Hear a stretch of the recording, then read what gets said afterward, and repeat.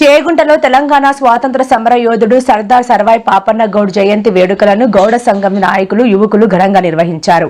ఆయన విగ్రహానికి పూలమాలలు వేసి నివాళులు అర్పించిన వక్తలు హక్కుల కోసం ఆయన చేసిన పోరాటాలు మరియు త్యాగాలు నేటి యువతకు ఆదర్శమని పేర్కొన్నారు. కార్యక్రమంలో వివిధ గ్రామాలకు చెందిన గౌడ సంఘం నాయకులు, సభ్యులు, యువకులు పాల్గొన్నారు. అట్లాగే గత 25 సంవత్సరాల నుండి గౌడ జన హక్కుల పోరాట సమితి నిర్వహిస్తున్న కార్యక్రమాల్లో ప్రభుత్వంలో అనేక సార్లు డిమాండ్ చేస్తూ ఉన్నాము.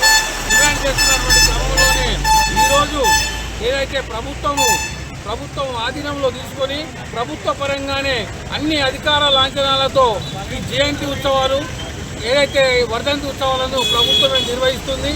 అందులో భాగంగానే ఈరోజు ట్యాంక్ బండ్పై భారీ విగ్రహాన్ని, సర్దార్ సర్వాయి పాపన్న భారీ విగ్రహాన్ని కూడా అక్కడ ప్రతిష్టాపన చేస్తూ ఉన్నారు ముఖ్యమంత్రి చేతుల మీదుగా. అందుకు ఈరోజు ప్రభుత్వానికి ధన్యవాదాలు తెలియజేస్తూ ఉన్నాం.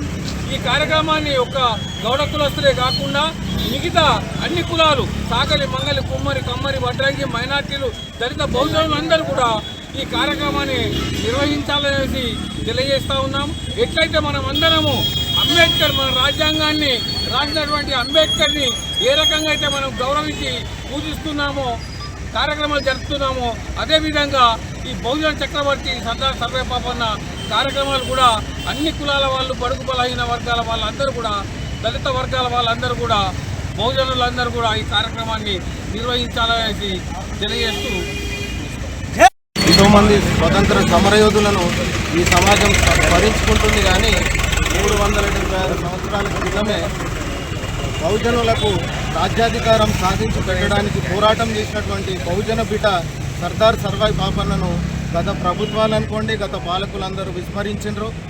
మన రాష్ట్ర రాజధాని నడిబొడ్డున కూడా ట్యాంక్ బండ్ పైన మనకు తెలియనటువంటి, మన సంస్కృతి కానటువంటి వ్యక్తుల యొక్క విగ్రహాలు ప్రతిష్ఠించారు. కానీ సర్దార్ సర్వాయి పాపన్న విగ్రహాన్ని పెట్టిన పాపన పోలేదు.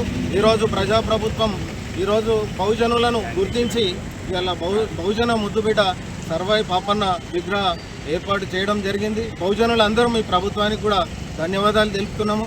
అదేవిధంగా మొఘలుల సామ్రాజ్యం పైన దండ ఎత్తి బహుజనులకు రాజ్యాధికారం కోసం అణిచివేతలను, ఎన్నో ధిక్కార స్వరాలను వినిపించి తన సామ్రాజ్యాన్ని స్థాపించి దక్షిణ భారతదేశంలోని 3/4 భూభాగానికి రాజ్యాధికారాన్ని సాధించి పెట్టినటువంటి గొప్ప మహనీయుడు ఇవాళ సర్దార్ సర్వాయి పాపన్న యొక్క విగ్రహాన్ని అనుకోండి, తన చిత్రపటాలను స్వతంత్ర సమరయోధుల కన్నా ముందే ఇటువంటి పోరాటం చేసింది. కాబట్టి బహుజనులందరం కూడా తన జయంతిని, తనను స్మరించుకుంటూ ముందుకెళ్ళి భావితరాలకు తన పోరాట స్ఫూర్తిని అందించాలని వేడుకుంటున్నాను.